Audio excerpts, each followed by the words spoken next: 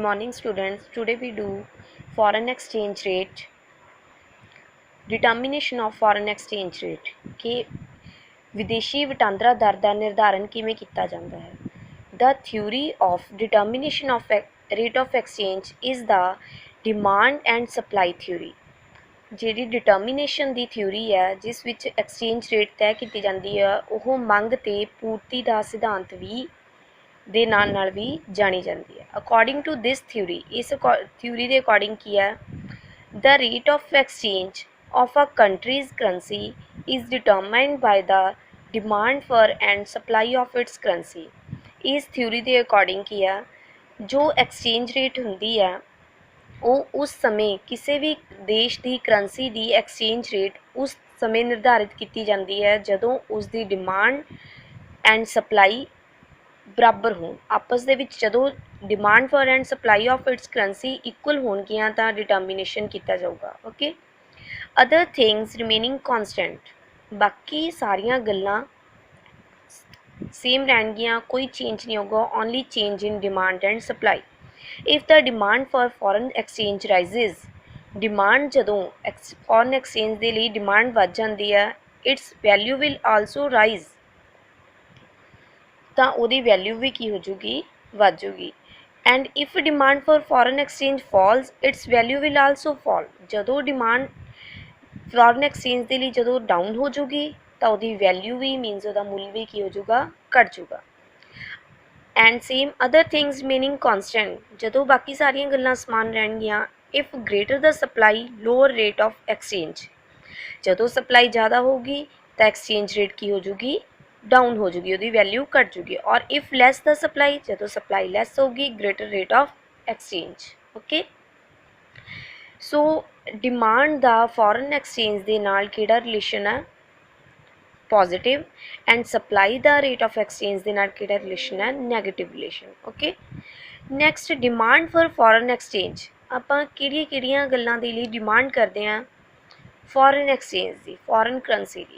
Payment of international loans, ਜਦੋਂ ਅਸੀਂ ਅੰਤਰਰਾਸ਼ਟਰੀ ਪੱਧਰ 'ਤੇ ਜਿਹੜੇ ਕਰਜ਼ੇ ਲਏ ਹੁੰਦੇ ਨੇ ਕਿਸੇ ਇਕੋਨਮੀ ਦੇ ਵਿੱਚ ਤਾਂ ਉਹਨਾਂ ਦਾ ਭੁਗਤਾਨ ਕਰਨ ਦੇ ਲਈ ਸਾਨੂੰ ਫੋਰਨ ਕਰੰਸੀ ਚਾਹੀਦੀ ਹੈ, ਤਾਂ ਕਰਕੇ ਫੋਰਨ ਕਰੰਸੀ ਦੀ ਡਿਮਾਂਡ ਕੀਤੀ ਜਾਂਦੀ ਹੈ. Gift and grants to the rest of the world, ਜਦੋਂ ਅਸੀਂ ਦੂਸਰੇ ਸੰਸਾਰ ਦੇ ਬਾਕੀ ਦੇਸ਼ਾਂ ਦੇ ਵਿੱਚ ਕੋਈ ਗਿਫਟ ਦੇਣਾ, ਕੋਈ ਤੋਹਫਾ ਦੇਣਾ ਜਾਂ ਕੋਈ ਵੀ ਗ੍ਰਾਂਟ ਦੇਣੀ ਹੈ ਤਾਂ ਸਾਨੂੰ ਉਸ ਦੇਸ਼ ਦੀ ਕਰੰਸੀ ਚਾਹੀਦੀ ਹੈ.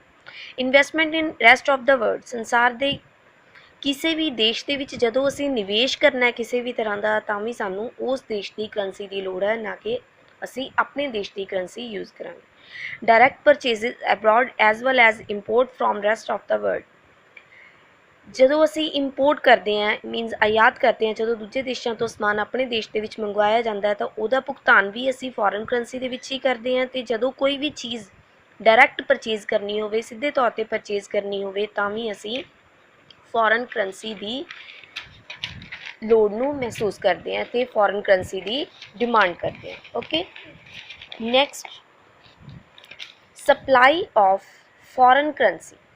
Supply of foreign currency, first export of the country to the rest of the world, ਜਦੋਂ ਅਸੀਂ ਦੂਜੇ ਦੇਸ਼ਾਂ ਨੇ ਸਾਡੇ ਦੇਸ਼ ਤੋਂ ਸਮਾਨ ਮੰਗਵਾਇਆ ਅਤੇ ਅਸੀਂ ਐਕਸਪੋਰਟ ਕੀਤਾ ਸੰਸਾਰ ਦੇ ਦੂਜੇ ਦੇਸ਼ਾਂ ਨੂੰ, ਤਾਂ ਸੰਸਾਰ ਦੇ ਬਾਕੀ ਦੇਸ਼ਾਂ ਨੂੰ, ਤਾਂ ਉਸ ਨਿਰਯਾਤ ਦਾ ਜੋ ਰਿਸੀਪਟਸ ਹੋਣਗੀਆਂ ਉਹਦੀ ਸਾਨੂੰ ਸਪਲਾਈ ਹੋਊਗੀ ਦੂਜੇ ਦੇਸ਼ਾਂ ਤੋਂ ਕਰੰਸੀ ਦੀ. ਦੂਸਰੀ ਕੰਟਰੀਜ਼ ਸਾਨੂੰ ਸਾਡੀ ਕਰੰਸੀ ਦੇ ਰੂਪ ਦੇ ਵਿੱਚ ਪੇਮੈਂਟ ਦੇਣਗੀਆਂ ਅਤੇ ਅਸੀਂ ਉਹ ਪੇਮੈਂਟ ਨੂੰ ਰਿਸੀਵ ਕਰ ਲਾਂਗੇ ਅਤੇ ਉਹਦੇ ਨਾਲ ਕੀ ਹੋਊਗੀ, supply of foreign currency. Second, direct foreign investment, ਜਦੋਂ ਦੂਜੇ ਦੇਸ਼ ਸਾਡੇ ਦੇਸ਼ ਦੇ ਵਿੱਚ ਆ ਕੇ ਕਿਸੇ ਵੀ ਤਰ੍ਹਾਂ ਦੀ ਇਨਵੈਸਟਮੈਂਟ ਕਰਦੇ ਨੇ ਡਾਇਰੈਕਟ ਤੌਰ 'ਤੇ ਤਾਂ ਉਹ ਵੀ ਸਾਡੇ ਦੇਸ਼ ਦੇ ਵਿੱਚ ਫੋਰਨ ਕਰੰਸੀ ਦੀ ਸਪਲਾਈ ਹੋਊਗੀ. Third, direct purchases of goods and services by non resident in the domestic market, ਘਰੇਲੂ ਬਾਜ਼ਾਰ ਦੇ ਵਿੱਚ ਜੋ ਸਾਡੀ ਡੋਮੈਸਟਿਕ ਮਾਰਕੀਟ ਹੈ ਸਾਡੇ ਦੇਸ਼ ਦੀ, ਉਹਦੇ ਵਿੱਚ ਡਾਇਰੈਕਟ ਤੌਰ 'ਤੇ ਗੁੱਡਸ ਅਤੇ ਸਰਵਿਸਿਜ਼ ਦੀ ਪਰਚੇਜ਼ ਕੀਤੀ ਜਾਊਗੀ, ਖਰੀਦ ਕੀਤੀ ਜਾਊਗੀ, ਤਾਂ ਵੀ ਸਾਡੇ ਦੇਸ਼ ਦੇ ਵਿੱਚ ਫੋਰਨ ਕਰੰਸੀ ਦੀ ਸਪਲਾਈ ਹੋਗੀ. Speculative ਪਰਚੇਸਿਸ bye naan residents in the domestic market, ਕਿਸੇ ਵੀ ਤਰ੍ਹਾਂ ਦਾ ਕੋਈ ਵੀ ਸਪੈਕੂਲੇਟਿਵ ਪਰਪਸ ਦੇ ਲਈ ਜਦੋਂ ਸਾਡੇ ਘਰੇਲੂ ਬਾਜ਼ਾਰ ਦੇ ਵਿੱਚ ਗੈਰ ਨਿਵਾਸੀਆਂ ਦੁਆਰਾ ਖਰਚ ਕੀਤਾ ਜਾਊਗਾ ਤਾਂ ਉਹ ਵੀ ਕੀ ਹੋਊਗਾ, ਸਾਡੇ ਦੇਸ਼ ਦੇ ਵਿੱਚ ਫੋਰਨ ਐਕਸਚੇਂਜ ਦੀ ਸਪਲਾਈ ਹੋਊਗੀ। Okay, determination of foreign exchange rate. Next topic, equilibrium exchange rate occurs where supply of and demand for exchange rate equal to each other. equilibrium exchange rate ਉਦੋਂ ਤੈਅ ਕੀਤੀ ਜਾਊਗੀ ਜਦੋਂ ਜਿੱਥੇ supply and demand exchange rate ਦੇ ਲਈ supply ਜੋ ਕੀਤੀ ਜਾਂਦੀ ਹੈ ਤੇ ਜੋ ਉਹਦੀ ਮੰਗ ਕੀਤੀ ਜਾਂਦੀ ਹੈ, ਉਹਨਾਂ ਦੋਨੋਂ ਦਾ ਜਿੱਥੇ ਇੱਕ ਦੂਜੇ ਨੂੰ ਕੱਟ ਕਰਨਗੀਆਂ ਉੱਥੇ ਸੰਤੁਲਿਤ ਪੱਧਰ ਤੈਅ ਕੀਤਾ ਜਾਊਗਾ।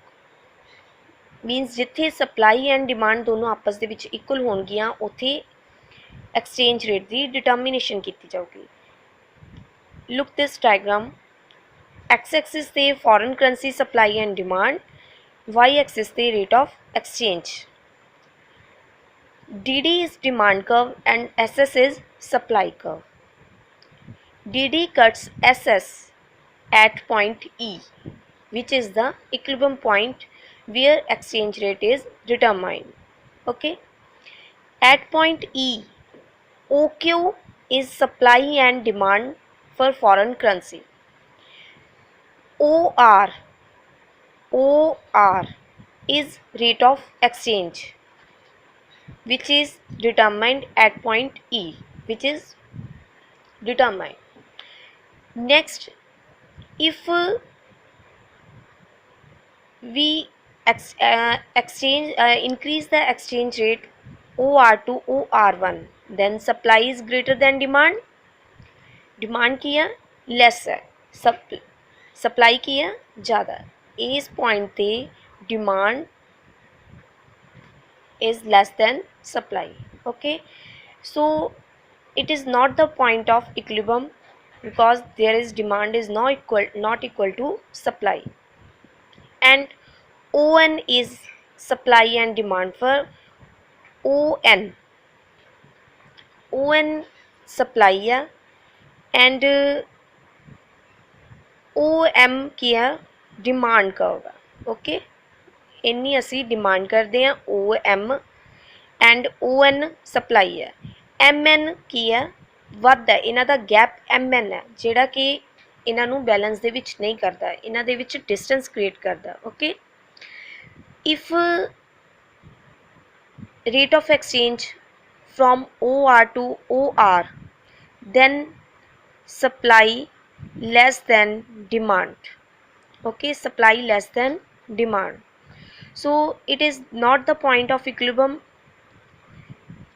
because supply less है और demand ज़्यादा है, और जेड़ी demand है वो ON है और supply OM है। MN गैप है इन्हां दे विच जेड़ा कि इन्हां दे विच डिसइक्विलिब्रियम क्रिएट करता है। सो इस करके आपां OR2 demand rate of exchange नहीं तय कर सकते, तो साडी एक्सचेंज रेट की होगी OR। ओके, OR ही असी एक्सचेंज रेट तय करांगे जिहड़ी कि फॉरेन एक्सचेंज रेट फिक्स हो जूगी, डिटरमाइन हो जूगी OR। Okay, this is the explanation on x-axis foreign currency and demand, supply and demand, on y-axis rate of exchange. Now explanation of the previous diagram. On x-axis foreign currency supply and demand show कर दी है, on y-axis rate of exchange show कर दी है। DD demand curve है and SS supply curve है। DD and SS curves intersect at point E point ते intersect कर रही हैं आपस में, एक दूजे दे विच E पॉइंट ते कट कर रही है। So E is the equilibrium point and OR is equilibrium exchange rate. ठीक है, if exchange rate rises to OR1, exchange rate जे OR तो OR1 हो जाती है, then supply of foreign currency ON है जिहड़ी will exceed its demand OM by an amount equivalent to MN. Supply being more than demand, rate of exchange will come down to OR। ठीक है, जिद्दां कि आपां diagram दे विच कीता सी कि जदों असी OR एक्सचेंज रेट तो OR ਵੱਲ ਜਾਂਦੇ ਆ, एक्सचेंज रेट ਨੂੰ ਵਧਾਉਂਦੇ ਆ ਤਾਂ डिमांड की है लैस है और सप्लाई ज़्यादा है, तो सप्लाई हैगी ON ਤੇ ਡਿਮਾਂਡ ਹੈਗੀ OM ਤੇ MN ਇਹਨਾਂ ਦੇ ਵਿੱਚ ਗੈਪ ਹੈ, ਠੀਕ ਹੈ, ਜਿਹਦੇ ਕਰਕੇ ਸਾਨੂੰ ਦੁਬਾਰਾ ਵਾਪਿਸ ਆਉਣਾ ਪਊਗਾ OR ਤੇ ਹੀ, ਠੀਕ ਹੈ, OR ਵੱਲ ਹੀ ਵਾਪਿਸ ਆਉਣਾ ਪਊਗਾ।